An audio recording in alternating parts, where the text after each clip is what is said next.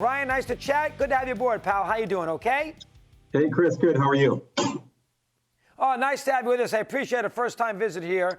And listen, I would think just by having your old manager back, the personal pride aspect there for an awful year, you should get a big bump with your ball club this year just on those couple of intangibles once we get to April. What's your take on that first? Let me hear. Yeah, I agree with you, Chris. It's great to have Alex back, and the vibe in camp has been terrific. Alex brings so much to the table. Obviously, he's had success here in the past, and comes back refreshed, and I think he's poised to be an even better manager. He's learned a lot from what happened, and he's just great to have back. Who is he going to have the most influence? JD was not good last year. Devers was not as good as he was the year before that.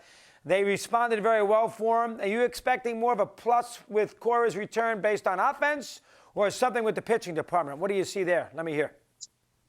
Good question. I mean, I think just having him here is gonna help everybody. I mean, certainly, his influence on young players in general is well documented, and I wouldn't put single out any particular players, because I think it's really a team thing that Alex is bringing to the table, and I think he'll help everybody.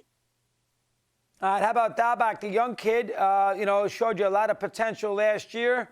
He got a lot of power. Is he going to start the year as your everyday DH/first baseman? You going to work him in quietly? Give me a little status report if you can, Brian, on him. I'm interested. Let me hear. Yeah, as you said, he's a terrific young player with huge power. Hit, I think it was 8 home runs in limited time last year, and he's going to play a lot of first base.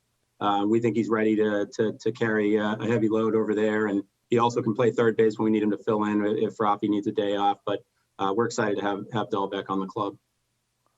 All right, so that's a good sign from that perspective. Verdugo last year, everybody talks about Betts, and rightfully so. I'll tell you, Verdugo, you knew he was a pretty good player. Getting a chance to play every day also helps. I think he's not going to worry about, if he was accepted by the Red Sox fan base. And he turned out to have a very good year quietly. And you got a nice player out of the Dodgers for him. I know you like the other player you got too, but Verdugo is a good major league player there. Brian, give me some thoughts. Go ahead. Yeah, he brings an unbelievable energy to the game, to the ballpark every day. I think it's unfortunate that we had to play without fans for a million different reasons last year, and hopefully we'll get a full ballpark over time here this season. I think our fans are really going to love watching this guy play. I think they did what they with what they saw on TV, but in person it's going to be even better. Terrific athlete. Really an excellent all-around player. Can play all over the outfield and hit the ball gap to gap. Knock it out of the park. As well, and just a terrific young player. Yeah, very good. You made 2 good additions late here in the offseason. Ottavino should help that bullpen. There's something to prove. And I think that you'll get a good year out of Hernandez, who's a good player, utility-wise, plays lots of positions, little pop in his bat, and he's enthusiastic. I think those 2 guys are going to be big helps for your team. Let me get your thoughts on that for a sec. Yeah, Chris, I couldn't agree with you more. It's been great to see Kike in camp here. And as you said, he's a very versatile player. He plays all over. He'll certainly play on the infield, play a lot of second base. I'm sure he'll play some center field, play all over the outfield. Brings a ton of energy, as you said. So that's exciting. We're really glad to have him. And Ottavino will help that bullpen too, right, Brian? With Barnes out there, and he's got a little something to prove. And you know how relievers go. It's every year you're good, every year you're bad, and he's due for a good one. That was a very good pickup there with the Yankees, no less, making that trade. Thoughts? Let me hear. Yeah. The rare Red Sox Yankees trade. I think it's only the second one since I've been here, which is quite a while. We matched up, and we were glad to add Ottavino to the bullpen. He's obviously got tremendous stuff. I think he had 1 bad outing last year that skewed his numbers, but he's a terrific reliever, and we're glad to add him to the pen. And hopefully it's not Danny Cater, Sparky Lyle back in '67, which I don't think it's going to be. Brian gets a laugh. He knows what I mean. All right, let's do, because the Yankees, it was a great trade that they made. All right, let's finally do the pitching.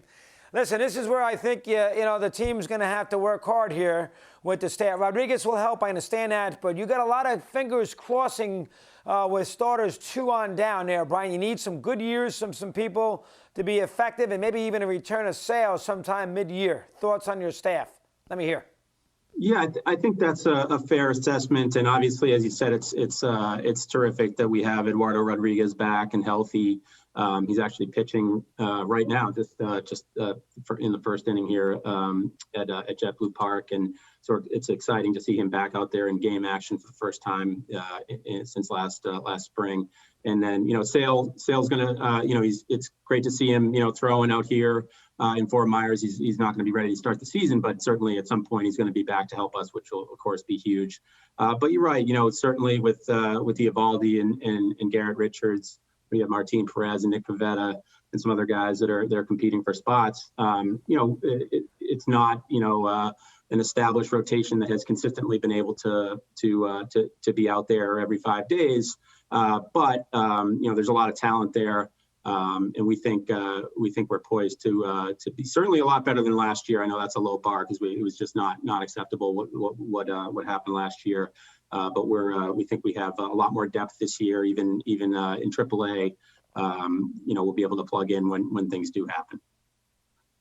Last thing, Brad, let's ask you about the organization. We all know that the Red Sox trying to regroup, get the payroll back, luxury tax scenario, build up the farm system again, and be a little bit more sustainable on a year-to-year basis.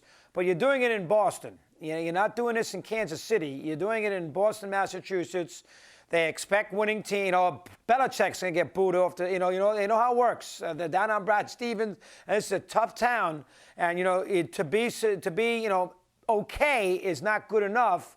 And not everybody's gonna buy into the idea. The Red Sox, we have to sit there and be cautious of what we're doing. That's a very tricky thing to have to split the line there. That's hard. So this is a tricky spot for your front office to be competitive. Not sit there and settle for 500 and play a lot of young kids. You got to win in Boston to a certain degree. Tricky line to walk. Let me hear. Go ahead.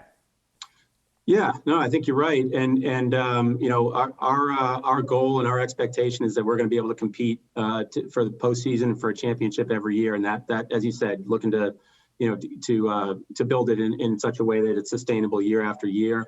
You want as many bites at the apple as you can get in terms of making the postseason and trying to win a championship. We have no excuses. We have a high payroll. Ownership has always been great about providing the resources that we need. So there's no excuse for us not being competitive every year. And that's why we, as you said, we have something to prove from last year. Last year didn't go in any way, shape, or form the way we wanted it to. And we think we have an improved team this year and improved depth.